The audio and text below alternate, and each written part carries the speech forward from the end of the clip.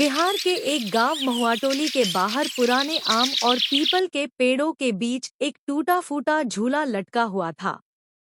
गांव के लोग कहते थे कि वो भूतिया झूला है। रात होते ही उस पर औरत झूलती है, उसकी कराह और हंसी सुनाई देती है। गांव वालों की मान्यता थी जो भी उस झूले पर बैठा उसकी मौत पक्की।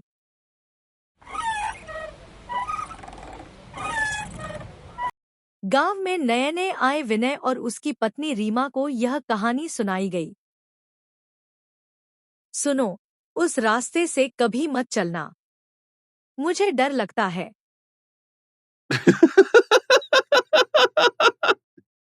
अरे पगली, भूत प्रेत कुछ नहीं होता, सब अंधविश्वास है। रीमा बहुत डरपोक स्वभाव की थी, लेकिन विनय जिद्दी। उसने कह दिया, आज रात मैं उस झूले पर बैठकर साबित कर दूंगा कि ये सब झूठ है। रात के 12 बजे लालटेन लेकर दोनों झूले के पास पहुंचे।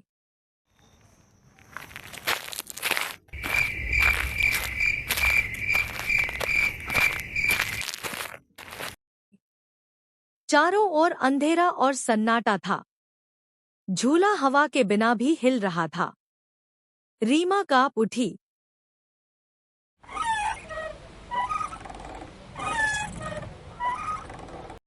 चलो वापस चलते हैं, मुझे अच्छा नहीं लग रहा। बस 5 मिनट, देखो मैं बैठता हूँ। विनय झूले पर बैठा और हंसते हुए झूलने लगा। तभी अचानक झूला अपने आप तेजी से हिलने लगा, जैसे किसी ने जोर से धक्का दिया हो। अरे ये क्या, मैंने तो धक्का ही नहीं दिया। रीमा ने देखा झूले के पीछे एक औरत की परछाई थी, लंबे बाल और सफेद साड़ी। अब तुझे कौन बचाएगा? रीमा चीख पड़ी और भागने लगी, लेकिन विनय झूले में फंस गया। रस्सियां उसके हाथ पांव कसकर पकड़ चुकी थी।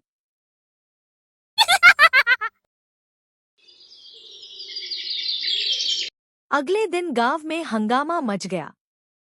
विनय किसी तरह बेहोशी की हालत में मिला। उसके पूरे शरीर पर रस्सियों के गहरे निशान थे। बुजुर्ग राम खिलावन बाबा ने कहा, ये उसी सविता की आत्मा है। सालों पहले उसके पति ने उसे मार मार कर इसी झूले से बांध दिया था और जान ले ली थी। तब से वो आत्मा इसी झूले पर बंधी है। रीमा की आंखों से आंसू निकल पड़े।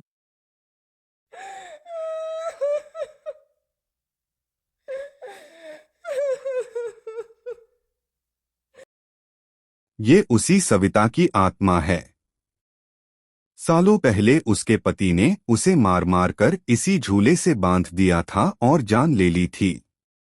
तब से वो आत्मा इसी झूले पर बंधी है। रीमा डरते डरते राजी हुई।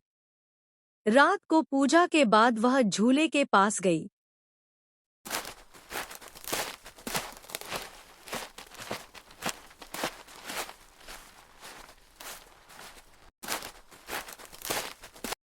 अचानक वही परछाई सामने आई। क्यों आई हो? अपने पति को बचाने? देर हो चुकी।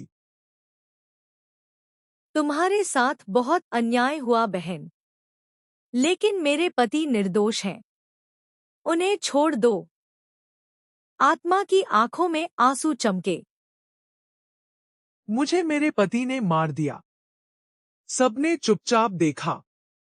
मेरी आत्मा इसलिए बंधी है। न्याय मांगते मांगते मर गई। रीमा कांपते हुए झूले के पास बैठ गई और बोली, आज मैं तुम्हारा सच सबको बताऊंगी। तुम्हें तांत्रिक नहीं, बेचारी औरत साबित करूंगी। जैसे ही रीमा ने ये कहा, झूला जोर जोर से हिलने लगा। अचानक रस्सियां टूट गईं और सविता की आत्मा चीखते हुए गायब हो गई।